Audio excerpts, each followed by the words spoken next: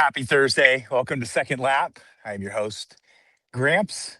We are doing back-to-back shows, so I feel like I had a really good preamble and I'm ready to go. For those that didn't see yesterday's episode though, 38,079 miles on my feet. More than that, there's multiple times where I've left the Fitbit in the shower when it was glitchy back in the early days. I've been wearing it for 14 years or whatever it is now, 13 years, and I'm adding years. I think I've been wearing it for 11 years, and it's gotten better every time. I used to fly across the country, and it would change time zones, and it would zero out, and I would lose miles. So, as you can see from my therapist, I haven't completely eradicated all of the loss that I've experienced there. Very, very grateful. And we're doing this on an off day because we wanted to bring in and accommodate a friend of mine and one of my doctors, Dr. Denito. So we'll bring him on. Welcome. Oops. I went to just all full screen, Ronnie. Did we lose the guest?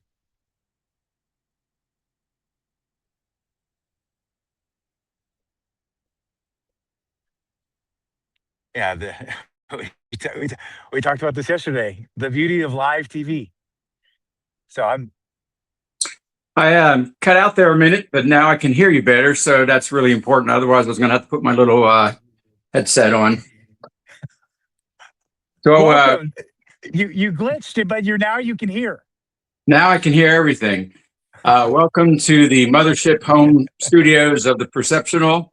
And Rob, where are you right now? Are you in good old Texas or walking somewhere else in the world? I am in Garland. I'm just away from the house. I was trying to get away so I could get a little bit of better signal from my phone. And yes, I'm here in town.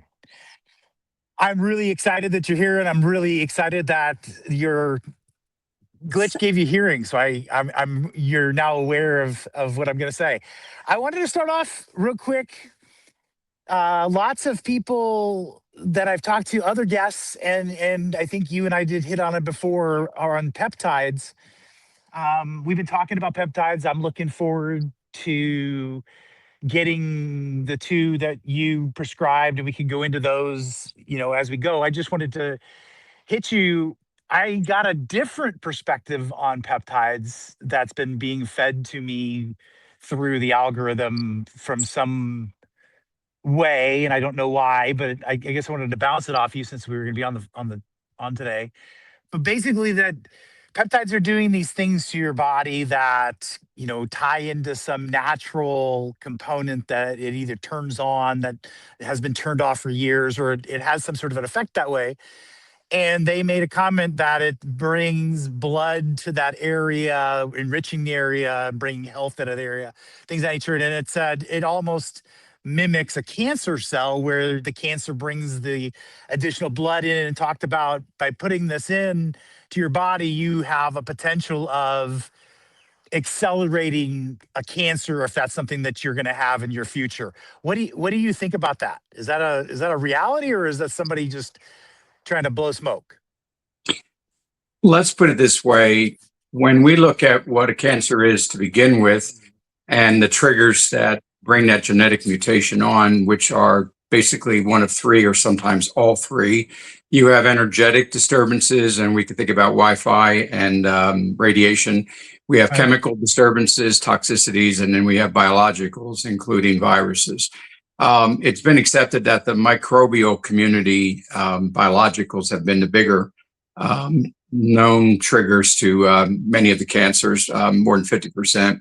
I think we're moving to a point now where energy frequencies are going to maybe overtake that. There's a lot of reasons those disturbances are increasing from what humans are doing to our grid, our electronic world. And there also may be things that we're getting more vulnerable to from the sun. And we can talk about the shield of the magnetic shield of the earth. So ultimately, if we say, well, something has to initiate a cancer mutation, then if we were to say with a peptide that is normally occurring in your body and all you're doing is putting it back in again in a more targeted area or concentrated area, would a peptide be known to cause a cancer? Well, it would have to fit underneath that chemical category, that toxicity category, and that wouldn't make any sense. So then we would go back to, does a peptide have the ability to feed cancer cells? And there's evidence that hormonal imbalances in especially reproductive cancers, breast tissue, testicular, ovarian, uterine, those areas are designed to be receptive to hormones. And if they mutate into a cancer, and usually, again, the microbial triggers are that, where toxicity may be coming in second. Then if there's a hormone imbalance, will those hormones feed that cancer, keep it going? Well, the answer is yes, because when they pull those hormones back, basically shut your production down altogether, trying to get rid of the bad hormones, the used hormones, and not knowing the metabolism of the liver of how it could do that on its own without getting rid of all the hormones in the pathway, they can prove that cancer growths and metastasis do slow down. So there is a way of thinking about something feeding that, and a hormone is a signaling mechanism. Now, a peptide is a signaling mechanism as well. So there is caution on active cancers with a few peptides. Now, out of over 100 that are currently on the market in research, some of them been out there half a century or more. I think you can count on one hand how many you'd have to be cautious with an active cancer. And even then, I'm not even so sure we couldn't counterbalance any potential of that, quote, feeding something if we understood the more comprehensive picture of your metabolism. So is there a caution there just when that one worry is there? Yes, but if you put that whole perspective, what I just told you, then it's in the background, but we don't want it to stop people from using the peptides for the much better. The ratio is far more upside than downside. Benefit risk is way more favorable to benefit. So to me, it sounds like either the pharmaceutical companies got to somebody so they would make some comments, or they're grabbing an edge case and using an edge case as a blanket statement to try and calm the peptides. Because it just feels to me like we're getting ready, at least to what I feel like July, there's going to be legislation or whatever that's allowing all this to come back, because we're reversing a bunch of things that were shut down. I don't know. It just feels, I don't know. It feels to me like as I said, I've been being fed this message, so I wanted to bounce it off you to clear it out, that it's more of an edge case, and that's okay. The two that you recommended to me, can we talk about those real quick? 157 is, I want to say, it's sort of almost like the crescent wrench. It's like the one that you hear the most. And I don't know if that's just because I don't remember what I suggested for you. I've got quite a few people in my pipeline here. Was it TB 500 with the BPC 157? They call that a Wolverine stack. Does that sound familiar? I believe so. I know 157 was one of them, and then there was a second component. Well, what we basically do when we're trying to sort anybody out, if we're going to throw this kind of new, if you talk about this as a signaling mechanism, a trigger mechanism, that's a messenger one way or the other. So in many ways, a peptide is a hormone. The only reason they're not called hormones is because they're 50 amino acids or less in size. And if you're 50 amino acids bigger, then you're considered a big enough protein to be called a hormone. But if you're 49 amino acids, and some of the peptides are, you're no longer a hormone because you're no longer called a protein. It's just a big semantics game here. Right. When I lost my train of thought on where we're going with this, as far as where we're going to map out where they're coming from. It's one thing to look at the size of them, because when I start putting my flow sheets together, I wanted to know how many amino acids were in there. There's a small peptide that we don't inject. You could. It's called glutathione. Your body makes it, and it's well established in medicine as an antioxidant, a superstar antioxidant. You get poison mushrooms, you overdose on sleeping pills, they'll glutathione you and bring you back to life. And that's called a tripeptide, 3 amino acids in there.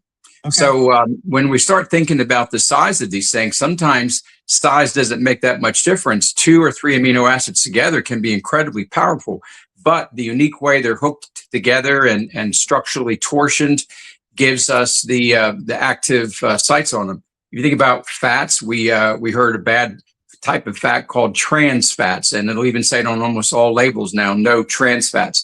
That's Right. just a fat that had been twisted like a wrapping mechanism, and that's in response to heat and chemicals on there. So a lot of these peptides have to be a very specific shape, because any given moment your blood may have 5-10,000 different peptides in it that are just breakdown products of the protein in your diet, breakdown of garbage cells coming out of your body, breakdown of microbial and immune complexes breaking down. And so they can be all sizes and shapes, but they're not considered active messengers because of the uniqueness of how they're put together. So what I had to do is sort all these out. There's one thing to say, all right, I'm not going to worry about the ones that you're looking at as far as food and the fuel.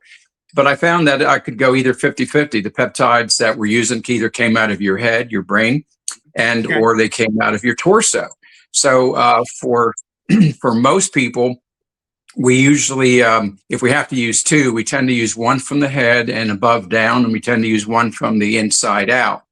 And so I may have put that structure together on you, or in some cases, if a person has a strong core problem, especially gastrointestinal history, then we probably put 2 or 3 together from the core outward.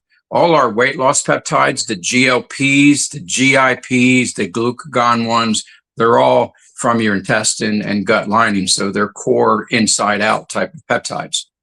So I'm not sure how I structured yours, but those are how I put things together. We try and figure out where the signaling is off. And there's even a lot of that train of thought in chiropractic. When we work on the spine, we get better results working from the top down, because a lot of the aberrant problems in the person, it could be their balance to their blood pressure.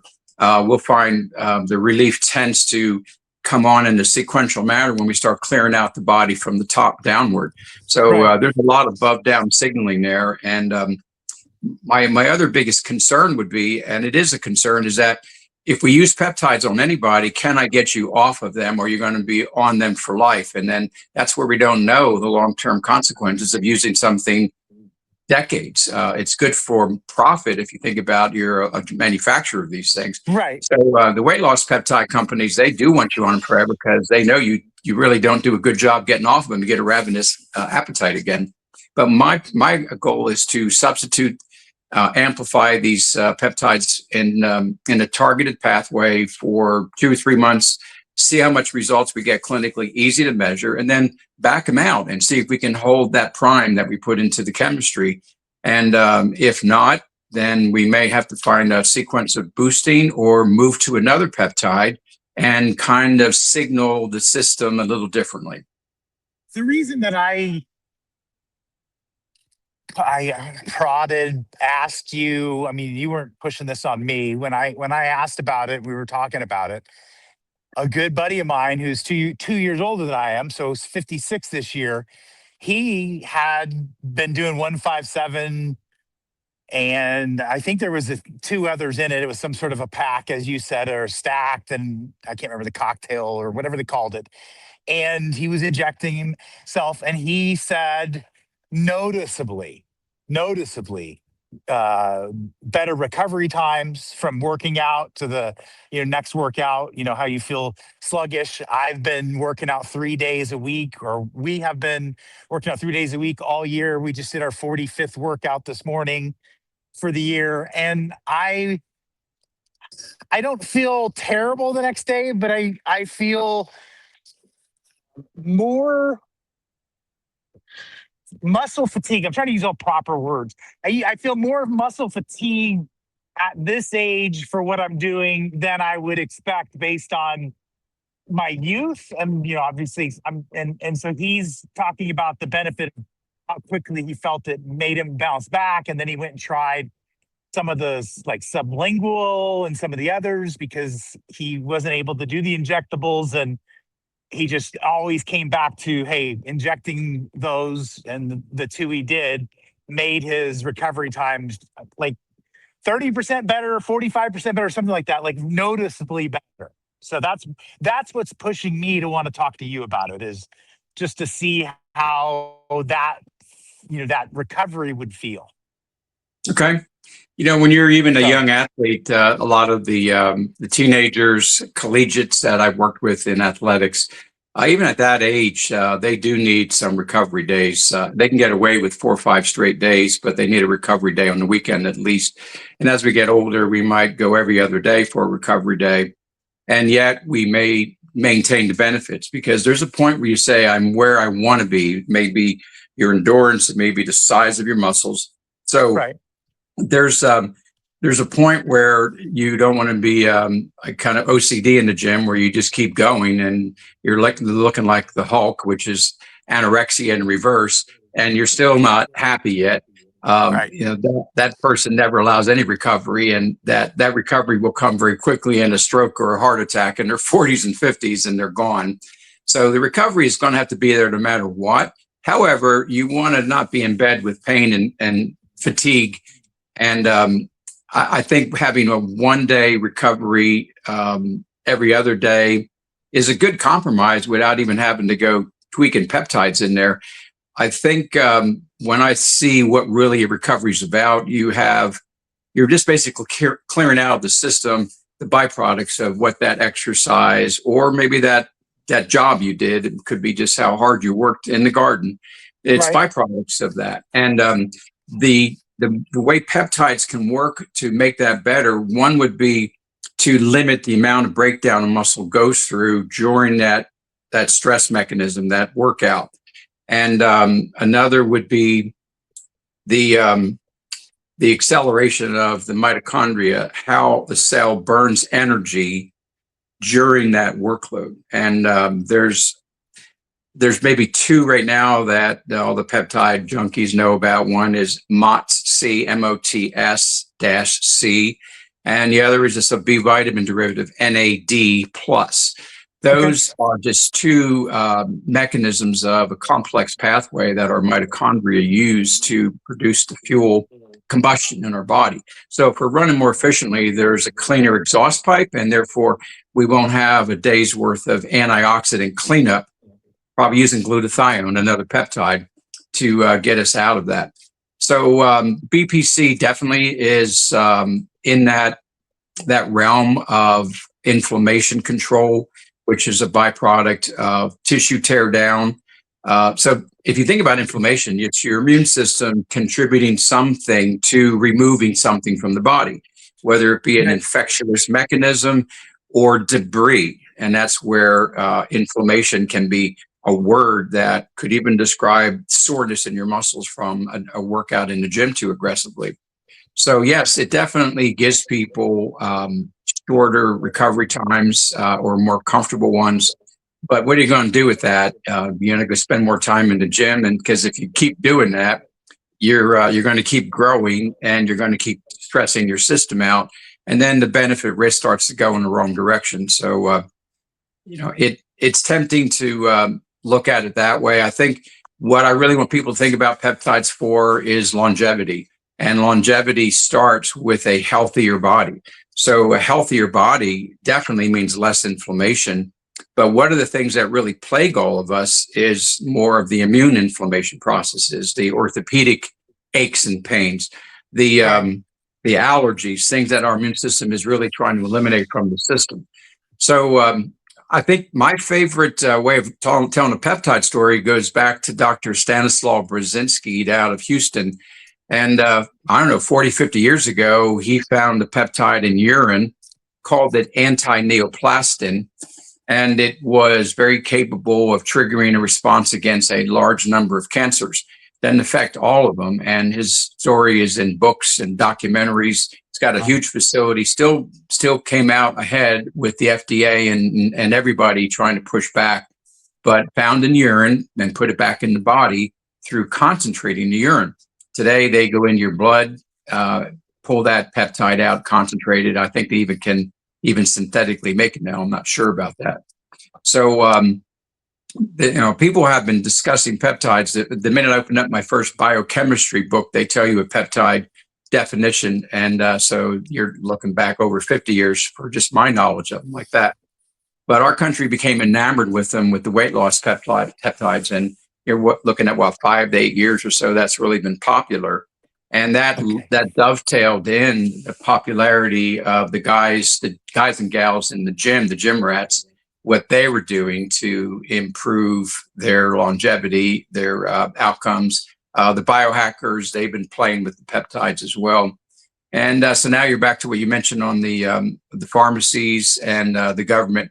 They're basically going to make it easier for pharmacies to process peptides through and perhaps get insurance coverage and just ensuring people a more quality control product. So I think that's the biggest risk with peptides right now, not so much stimulating cancer, but possibly carrying things into people that aren't supposed to be there, contaminants, adulterants, things of that nature. My wife was showing me someone's podcast. The man looked very authoritative, as they do. And he said, you people are all idiots. You're inoculating yourself. You're vaccinating yourself.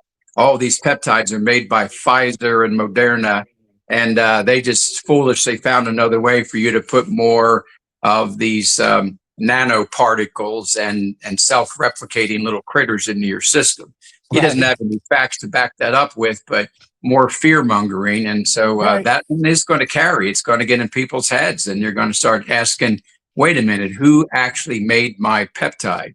And that's a process where I'm still trying to figure that out myself. We trust the pharmacies and they trust the suppliers and they have certificates of analysis. But it's one of those things where we may not ever know who's making everything. Could be the aspirin in your cabinet. Did China make it or India make it? We're at a point where if we don't start trusting something, then we'll start losing our health out of sheer paranoia, which weakens your immune system quite a bit. Oh, I hear you. And I appreciate the knowledge there. I didn't realize why they all of a sudden became this popular thing. There's some peptide powders that I put in my coffee, some things like that. I didn't know if that was being, if it was a marketing campaign, but knowing that it came out of the weight loss mega behemoth business, that makes sense. You talked about exposure, and when I was there last, we talked about the Atlantic anomaly and the shifting of the magnetic poles. And I got on the phone with a buddy of mine, and he started Googling it, and we were working numbers out, and it was like the magnetic poles were moving 30 miles a year. I think we'd worked it out from the kilometers or whatever it was that it was showing. And massively in our world, techno kind of geeks, we were talking about the constant adjustment that GPS devices or any other powered by the magnetic pole, that they're constantly having to be tuned and adjusted. And we were talking that side of it, but then we were talking about the this anomaly that's allowing the ozone not to do its job and in the Atlantic, and it's having these things like that. I don't know. I'm still digging through, but it just doesn't seem like anybody's talking about it. Well, if you really do know, let's say you're government entities and you really do know what this is going to lead to, and maybe they have no idea because this is kind of unprecedented for a long time in history here. But let's say they did know and it wasn't good, the disclosure would be called a catastrophic disclosure. There would be no easy way of having the human race take this thing sitting down if it was that bad. Even disclosing the presence of our alien brethren out there throughout the universe, they still keep kicking that can down the road. By the year 2030, we're approaching about 100 years since our government got a hold of and started interacting with extraterrestrial life. And they still can't figure out how to really let people know, because everything about that is so cataclysmically different and catastrophically. That is a catastrophic disclosure as well. Right. So they're trying to just let it go slowly where it becomes just an acceptable norm. And they keep using the boiling frog anomaly where the frog was slowly warmed up to the point of boiling in this water. And before it realized that it was too late. If you go look up those experiments, the frog actually did try and get out of the water. It did not stay there. Once it became aware that things were getting uncomfortable, it went crazy trying to save its life. So humans will not just sit there and slowly be aware of something bad. When we start to see it, things will get a little bit hectic and panicky. So is there any, I guess, way of knowing other than time travel what this thing brings to us? I don't know. But I do know that you can set computer models and do quite a bit of predictive things, especially with today's high-tech computers. So when we start looking at this Earth's magnetic field, we acknowledge fact that it has flipped 150, 200 times embedded in our strata of our rock, our geology. Right. The sun flips every 11 years like clockwork. Not exactly the same way, but it does it. No one knows why. And so we have some kind of influence, therefore, on us that doesn't seem to be the sun. So something is influencing us right now relative to our solar system or the galaxy that is causing the poles to move. Right. And inside of the Earth drives that. We have mysteries that still could even have components of the Earth being hollow inside. Certainly these big lava domes, we think of the bubbles that are underneath Yellowstone, the mega volcanoes, they generate a lot of heat, but that also generates a lot of electromagnetic energy. So generally where lava bubbles are, there's going to be a stronger magnetic field. So part of the shifting is just the bubbles, like a giant lava lamp moving around, creating some form of dropping of that. But it looks like there's predictors that might be, when you think about the internal structure of a sphere and the surface of the sphere would be the surface of the Earth, there is a visual geometrically, it would be like a Star of David. It's two tetrahedrons, one overlapped over the other. Where those corners touch the sphere creates certain strength or weakness points. And so the anomaly in the Atlantic, where there's been basically no magnetic field, but it was fairly small, may be touching one of those components of that internal architecture. Another point coming out is the island of Hawaii, the biggest mountain on the planet. The red spot on Jupiter has a lot to do with that same mechanism. They found there's a spot on Venus, on Neptune. If you look, they have ways of measuring that. It's easier to see on a gas planet.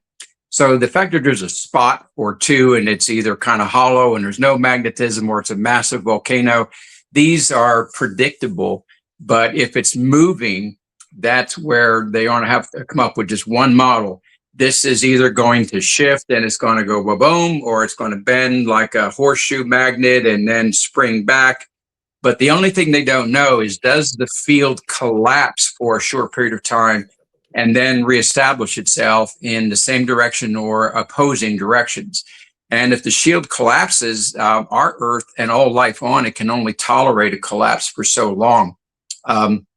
Plant life would tolerate it a lot longer than eukaryotes, humans would. But if the shield stays down too long, and I mean thousands of years, the gravitational pull will not hold the atmosphere on, and the sun will strip that away, and then you become Mars. So I don't think we're going to be looking at that, but we do have vulnerability in our DNA. We're fragile, and we need that magnetic shield over us. So what we can say is that the anomaly of the South Atlantic is covering most of South America and moving into Africa and almost the bottom third of the Atlantic Ocean right now. And all they'll tell you is, don't worry, you're not a satellite, nothing to see here, move right along. This happens all the time. And you're wondering how you came up with a statement like that. But somebody on Wikipedia's especially wants to keep everybody nice and calm if you're curious to go look at it. Right. Luckily for us in especially the Western United States, we got a lot of strength to the magnetic shield here. and maybe we'll still get a sunburn out there, but it's worth looking at, because the only reason I'm paying attention to it is I think I may have connected the dots to the chemtrails. And the chemtrail spraying been going on 30 or 40 years, and not all over the whole planet, but darn close to where civilization is. That may be an effort now to back up the collapsing strength of the magnetic shield and layer a reflective component. They use a lot of metals, a lot of aluminum, You're barium. talking about, for the average viewer, you're basically saying that they're artificially creating more like of a protection ozone around the Earth. Yeah, the ozone layer is a basically, we'll say, a gaseous, electro-gaseous layer, Right. and it does protect certain frequencies come through. And we thought we had a hole in the ozone that was due to our refrigerators, and that's why everybody changed the refrigerant. That was, I don't know if it really made refrigeration any more efficiently and maybe lowered the electric grid demand, but it really didn't have anything to do with the ozone hole, but that closed up mostly on its own. But now the ozone hole may be linked to the magnetic shield of the Earth more than anything else. And we have to pay attention to that. So yeah, if they're trying to put a layer up there, it's a haze, and it's laid down most days around the planet over major capitals of the world, from Moscow to Beijing even.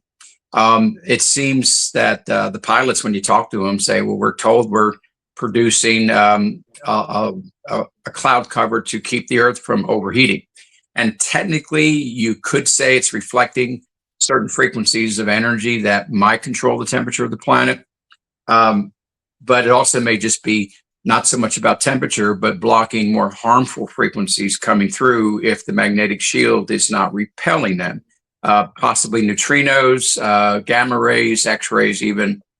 But again, it's just a theory that I'm trying to play a little bit more, because what I want to see is some more maps as to where the chemtrails have been the most consistent and persistent, and see if that corresponds to areas where the magnetic field is perhaps weaker than other places. I mean, we can say there's no magnetic shield over that South Atlantic anomaly, but it is weaker in other parts of the world as well. So if you get down to what you guys are doing on playing with your models even, this is an accelerating thing. It's going perhaps nonlinear, logarithmically, that the moving of the poles and the collapsing patterns around it, there's predictors that within 5-6 years, just past 2030, the magnetic shield of the Earth collectively might be down over 50%. And that's where it gets really bad for genetics. And we might see accelerating cancers, infertility, and God help us, accelerating stupidity and lack of common sense, because the brain is tied into that as well. I don't know if that can get much worse, but I don't know if it can get much worse. Have you seen Idiocracy? Yeah, long ago. I have to guess. I have to go watch it again, because some of these are pretty accurate predictors when we look back and say, "Damn, we really got that one right, didn't we?" I feel this one is very, very much predictor of where we are right now. In the spirit of time, I have, one of the other things I have my notes are written on my hand. One of the other, points, and I don't know if it's tied into the same thing. It's Iran. I wanted to talk to you, just bring Iran up. I was listening and pointed to another podcast by a buddy of mine, and it talks about, hey, he predicted the Iran thing was coming, and he predicted that the Iran thing was going to end in us not winning. And I don't know what that means. I don't know if this is all interlinked. I don't know if it has something to do with the South Atlantic anomaly. I don't know if they're all together, but it just seems really an odd time that we decided to go to, war with them. Well, it's still a continuation of what happened 9/11, the war on terror, which was really a war on radical Islam. And Right. it got a lot more, it seemed like it got worse, and we were losing more and more ground. more and more cultures were falling due to the nonviolent spread, often just by overwhelming migration of Islam. And so we say we had to get in there for the nuclear weapon type of thing, and maybe that is accurate. But if you look at it from, everything has to have a perspective, like a reference point, just like the North and South Pole have a reference point for technology. You and I have to have a reference point to gravity. We have to have a reference point in time. Everything has to be referenced against something. So this world of ours could be referenced religiously, and people feel they've got a structure there and try and plot it on that map, that timeline on here.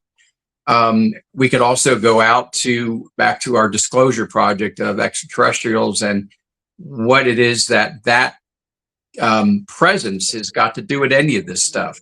Are they concerned we're doing this? Are they coaxing us on to do this? Are they responsible for this even? Are they going to protect us from ourselves if we try and nuke ourselves? So there could be the galactic perspective on here. And then we have others who are just greed-based, and it's not anything more than maybe the fundamental good and evil. And that's an endless seesaw game, just like liberalism and conservatism, and on it goes. And this is an endless seesaw game of yin and yang. And it's just time for the seesaw to shift a little bit here. And there's nothing complex about the fact that change is inevitable. Shit happens, all those ways we look at it. And there's really and nothing more complex to it than that. Right now, there was no big win for either Trump and our country or the radical guard in Iran. Everybody's going to have to kick the can a little bit further down the road, buy themselves some time until something else starts to produce a clear shift in one direction or another.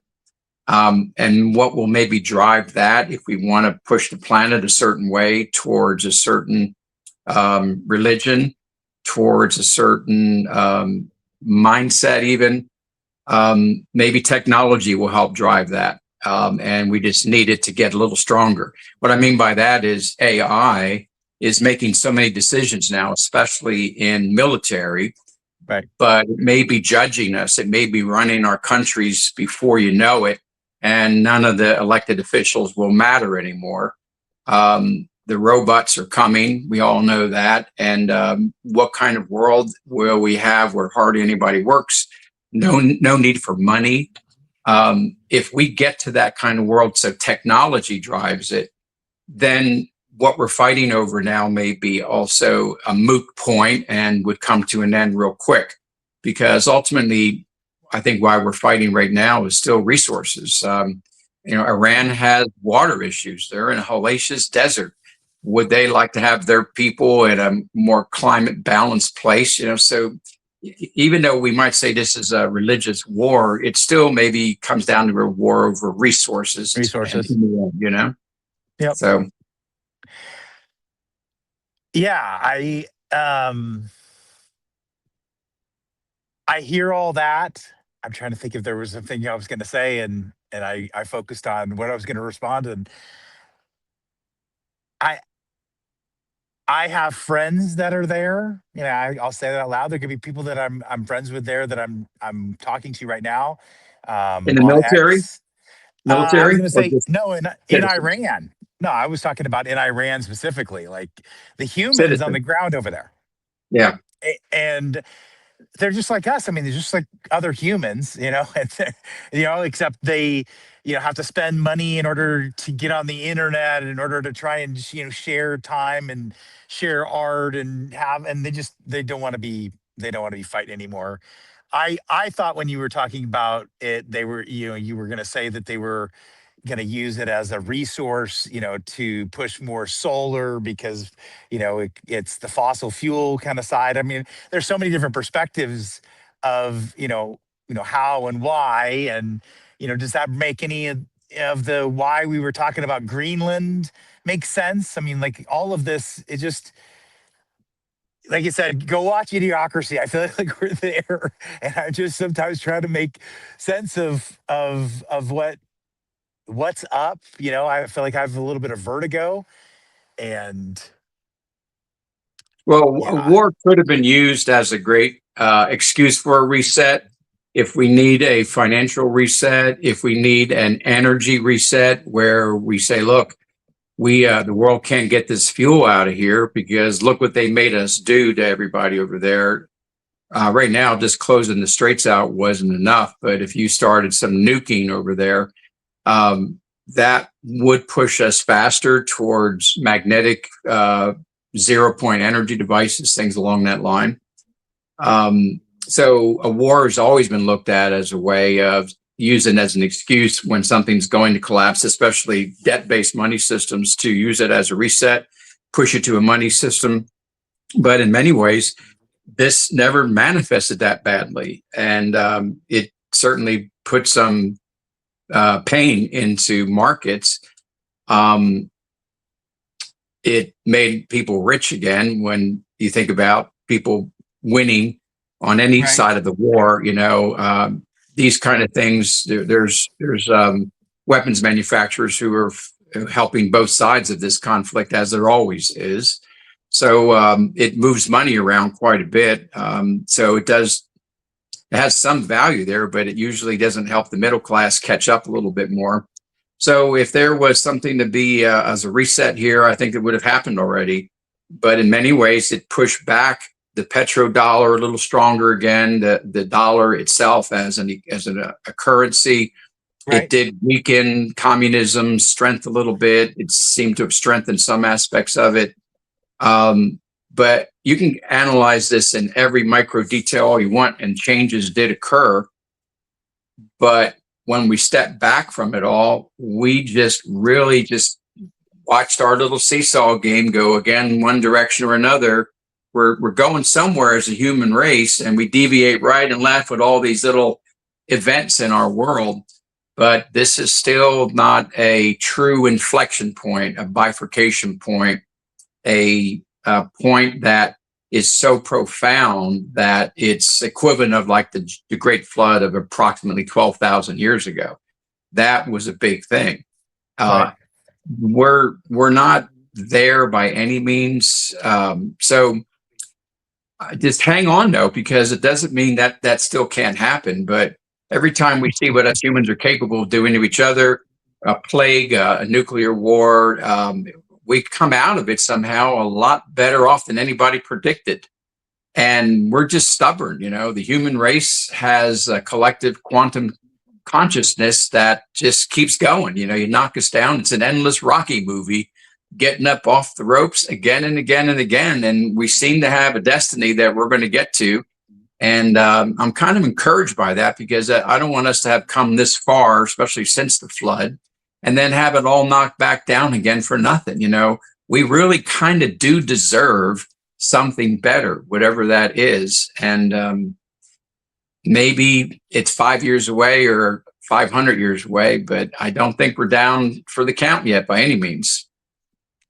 No, I hear you. I hear you. We've talked about doing some segments. I don't really normally have segments in the show. I kind of just go with how the conversation goes. I like just having a conversation, and at the same time, I want to do things to make Ronnie happy, and he'll get me later because he'll be like, "I don't want you to do things to make me happy." What is a message?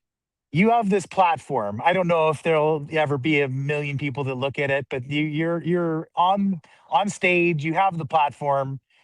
In the wisdom that you've gained up to this point, and with a couple minutes left, what would you like to share? Like, is there any lessons? Is there something like if you could just say, "Hey, everybody, go do this," your life would get better? I mean, is there any wisdom that you would like to pass on? I still believe from day one that the only way we're ever going to get a healthy civilization is to have healthy people as the foundation of it, healthy mentally and physically. And that's where you have to start. It's very hard to take on big problems. So the only thing we truly have control over is our own body, and that's not easy. it's probably easier to become a millionaire than it is to be healthy in all of its potential. But I think we still have to remember it does begin with our own health. And then if you are healthy, there will be a longer lifespan out of it. And that is my biggest frustration point with people, because the minute you start describing what good health is going to give them, you can start getting excited and talk about how long they're going to live, 110, 120, 130, 150 years, almost saying you can have a second lifespan. And that seems to be the pushback, where there may be something built into all of us that says one lifespan is enough for what this journey is. It's not a generation. A lifespan may have 3 or 4 generations in it. But a lifespan has averaged about 80 years, as far back as we can measure it, when you get into removing the statistics of war and plagues and things like that. Right. And the global average of one country to another is less than 8 years difference of lifespan, no matter how we live life. The longest lived and shortest lived country averages, we're declining, unfortunately, as we spend more money on it. But what's hard for me, therefore, is to convince people that you'll have a longer life if you just want to be a healthier person. And I want people to fight that fear that that second lifespan might bring them, the fear that you outlive your loved ones. Make sure they come along with you. Don't outlive your children. The fear that the world will never really change and that it's just the same old thing over and over again. People get tired of life. Have the potential that in your second lifespan, it really will be a different world that you'll have never seen before. Because without something to look forward to anticipate, to be curious about, then you're going to be up against the wall every day of your life trying to find a reason to be healthy. So if you set a looking forward thing, then one feeds the other. So that's all I can really say is make sure that you put something way out there, so far out that you're not afraid of it, and go with that. I like it. Rami's wants to be 120 or 125. I can't remember. I've talked about surfing at 80, so I've had that out there as sort of as opposed to being on an oxygen mask. That's my mission statement. I like it. I like having some, and I was telling this to a buddy the other day. I'm like, you need to have a vacation on the calendar out there. You need to have something always out there that is that white rabbit that your body is naturally wanting to go get. We are domesticated wild animals. We need something to chase, right? So I like that. That's true wisdom. I am really grateful that you made time on a busy day to come in and spend time with us. And I hope you come back and do this again. I'll be here for you. Good talking to everybody. All right. I appreciate it. Take care. Enjoy the day.